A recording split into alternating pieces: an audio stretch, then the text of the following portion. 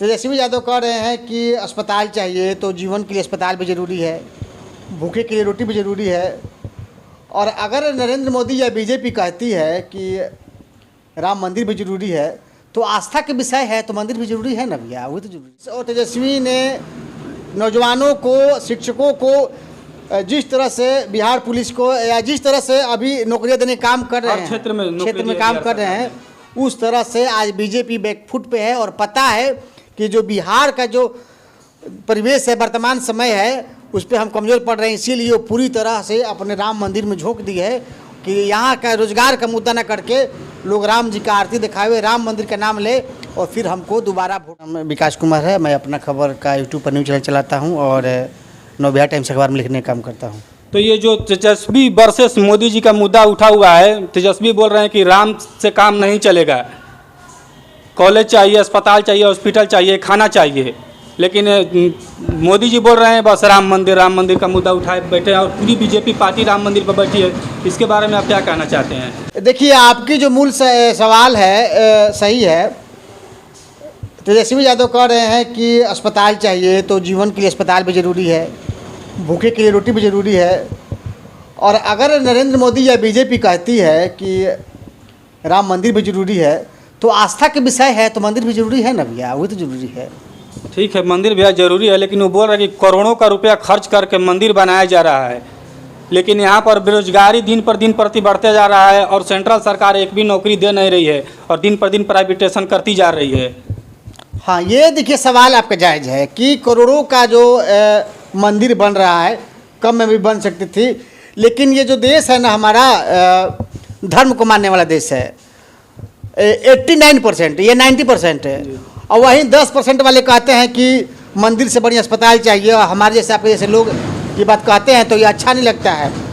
ये सच्चाई है कि इस देश को या इस बिहार को या इस परिवेश को एक अच्छे अस्पताल की ज़रूरत है, नौकरी की ज़रूरत है, संसाधनों की ज़रूरत है। पर लेकिन वहाँ मूल सवाल का जवाब न करके लोग कहते हैं कि मंदिर बन रहा है, राम मंदिर।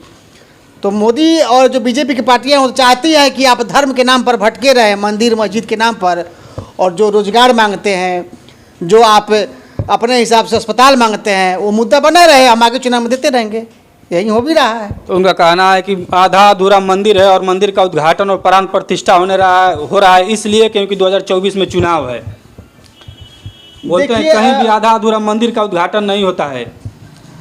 देखिए, अगर आप पक्ष में हैं या सरकार में हैं तो सबको पता है जब हम काम करेंगे तो श्रेय हमको ही मिलेगा।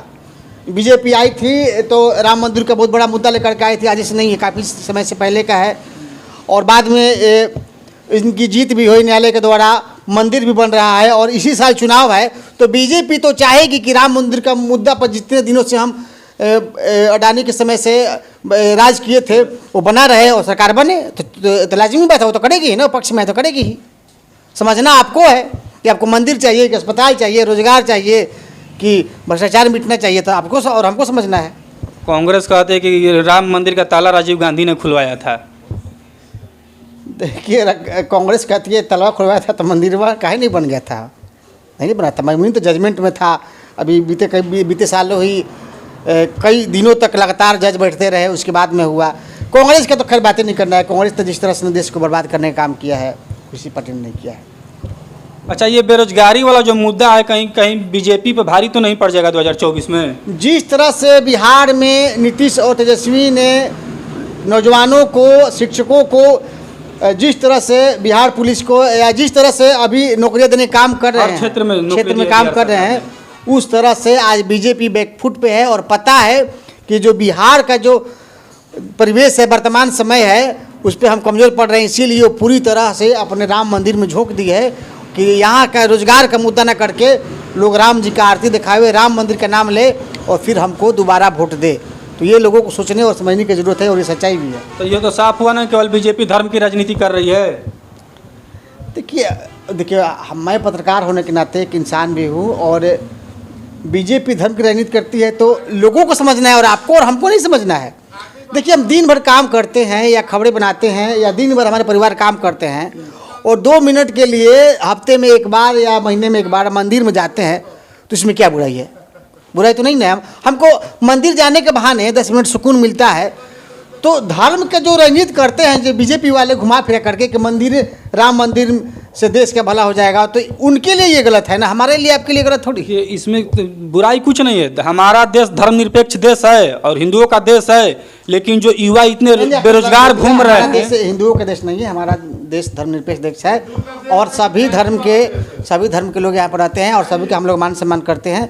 लेकिन जिस तरह से बीजेपी ने हिंदू का नाम लेकर के, हिंदुत्व का नाम लेकर के राजनीति कर रही है, ये लोगों को सोचने और समझने की है। संविधान से देश चलता है, न कि बीजेपी के इशारों से देश चलता है। और संविधान में लिखित धर्मनिरपेक्ष है, तो यहाँ पर सभी धर्मों को मानने वाले लोग आप हिंदू कैसे कर सकते हैं? हिंदू का देश नहीं है, ये सबका देश है। तो आखिर बेरोजगारी बीजेपी युवाओं पर कब ध्यान देगी? इतना ज़्यादा बेरोजगारी दर दिन प्रतिदिन भारत के बढ़ता जा रहा है। देखिए, कमियां और खामियां बीजेपी में गिनाइएगा तो कोरोना काल से लेकर के भ्रष्टाचार में जाने को लेकर के, विदेशों से काला धन वापस लाने को लेकर के, रोजगार देने तक लेकर के सभी मुद्दों पर फेल है, चाहे वो निजीकरण हो या अन्य मामला हो। लेकिन फिर भी लोगों को ये अच्छा लगता है क्योंकि बीजेपी कहती है कि हम हैं तो मुमकिन है। और जिसका बेटा रोज कहे पापा हम बहुत बड़ा काम करेंगे, बहुत बड़ा आदमी बनेंगे, तो उस बाप का भी सीना चौड़ा हो जाता है कि एक दिन बनेगा। लेकिन पता कब चलता है? जब इसकी उम्र ढल जाती है, समय खत्म हो जाता है, बूढ़ा हो जाता है, तब उसको बाप को पता चल जाता है कि मेरा बेटा किस काम का नहीं था, सिर्फ मुझे आश्वासन दे रहा था।